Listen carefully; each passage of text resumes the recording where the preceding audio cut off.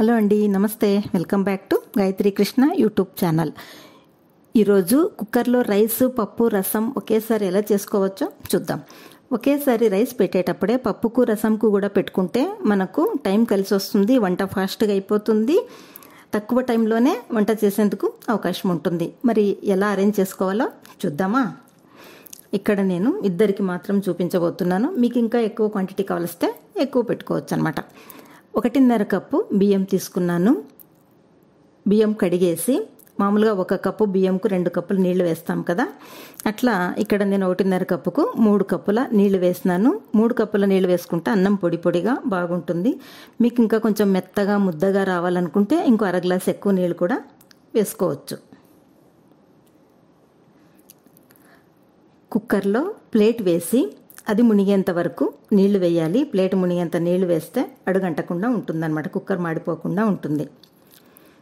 అందులోకి కొద్దిగా చింతపండు వేయాలి. చింతపండు వేయడం వల్ల కుక్కర్ మనం కడిగేందుకు ఎక్కువ శ్రమ తీసుకోవాల్సిన అవసరం ఉండదు. మనం బియ్యం కడిగి నీళ్లు వేసి పెట్టుకున్నాం కదా, ఆ గిన్నె కుక్కర్లో పెట్టేసి ఒక చిన్న ప్లేటు, అంచు ఉన్నటువంటి ప్లేట్ తీసుకొని అందులో 1/4 కప్పు కందిపప్పు వేసుకొని అవి కూడా కడిగి కందిపప్పు మునిగేంత వరకు నీళ్లు వేసుకొని ఆ ప్లేట్ కూడా రైస్ పైననే పెట్టుకోవాలి. అంటే మనం రైస్ గిన్నె పెట్టాం కదా, దానిపైన పెట్టేసి ఈరోజు నేను పచ్చి టమోటా పప్పు చేస్తున్నాను. నేను వేసిన కందిపప్పుకు 1 టమోటా సరిపోతుంది. 4 పచ్చిమిర్చి కట్ చేసి ఒక ప్లేట్లో వేసుకోవాలి. ఈ పండు టమోటా వచ్చేసి రసం కోసం అలా తొట్టిమ దగ్గర చిన్నగా కట్ చేసేసి చిన్న కప్పులో పెట్టి ఇది కూడా ఆ కందిపప్పు పైననే మూత మాదిరిగా పెట్టేస్తే అవి కూడా ఉడికిపోతాయి అన్నమాట. ఇప్పుడు కుక్కర్కు మూత పెట్టేసి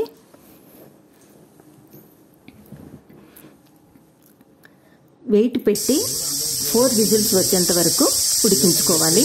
4 విజిల్స్ వస్తే కందిపప్పు మెత్తగా ఉడికిపోయి ఉంటుందన్నమాట, అన్నం కూడా రెడీ అయిపోతుంది. కుక్కర్ చల్లారేలోపు చింతపండు నానబెట్టుకుందాం. పప్పుకు రసంకు చింతపండు కొద్దిగా నీళ్లు వేసి కడిగి మళ్ళీ కొద్దిగా నీళ్లు వేసి పెట్టేసేయాలి. కుక్కర్ చల్లారిపోయింది. వెయిట్ తీసేసి మూత తీసేద్దాం.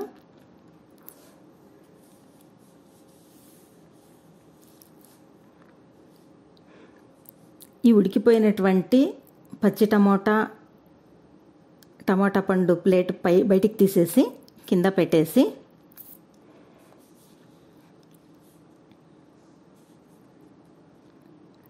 కందిపప్పు కూడా బాగా ఉడికిపోయింది చూడండి.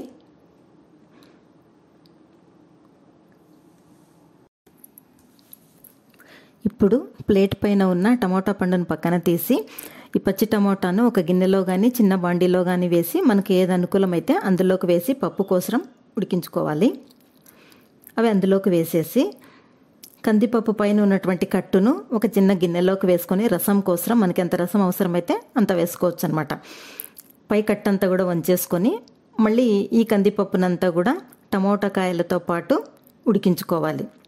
అందులోకి వేసేసి చివరగా కొద్దిగా కట్టును మిగిలించుకుంటే కందిపప్పును ఈ రసంలోకి వేసుకోవచ్చు అనమాట. రసం కొంచెం చిక్కగా వస్తుంది.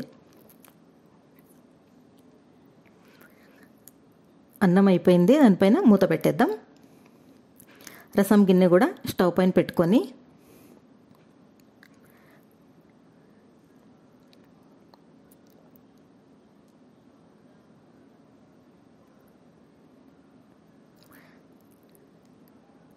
టమాటా పండు పైన తొక్క తీసేద్దాం. ఒకవేళ టమాటా ఇలా ఇష్టం లేకుంటే మిక్సీలో వేసైనా మెత్తగా వేసుకోవచ్చు అనమాట, లేదా చిన్నగా కట్ చేసుకొనైనా వేసుకోవచ్చు, అది మన ఇష్టం. టమాటా పండును ఇలా మెత్తగా అనేస్తే చిదిమేస్తే మెత్తగా అయిపోతుందన్నమాట.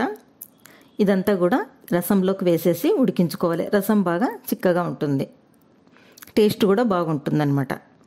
ఇప్పుడు చిటికెడు పసుపు, చింతపండు రసం పప్పులోకి వేసి మళ్ళీ రసంలో కూడా చిటికెడు పసుపు, చింతపండు రసం,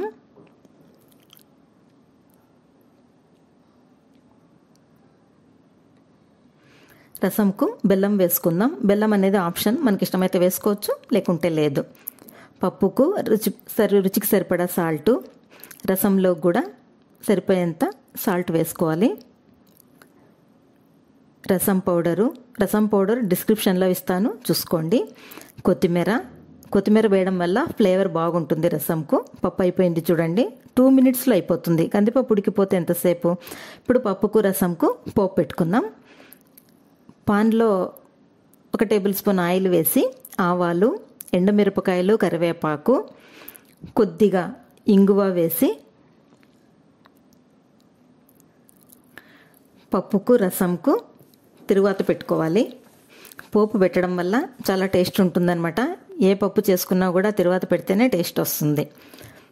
ఒకవేళ మీరు ఆకుకూర పప్పు చేసుకోవాలనుకుంటే ఇలా టమోటాలు పెట్టాల్సిన అవసరం ఉండదన్నమాట. ఊరికే కందిపప్పు ఉడికించుకొని ఆకుకూరలు ఇట్లా బాణట్లో ఉడికించి వేసుకున్నా సరిపోతుంది. ఇది అందరికీ చాలా యూజ్ఫుల్ అనుకుంటాను ఈ వీడియో. ఎందుకంటే అందరూ ఫాస్ట్గా వంట చేసుకోవడానికి ఆరాటపడుతూ ఉంటారు. అలాంటి వాళ్ళ కోసం బాగుంటుంది ఈ వీడియో. మరొక సింపుల్ వంటతో మళ్ళీ కలుద్దాం. Thanks for watching.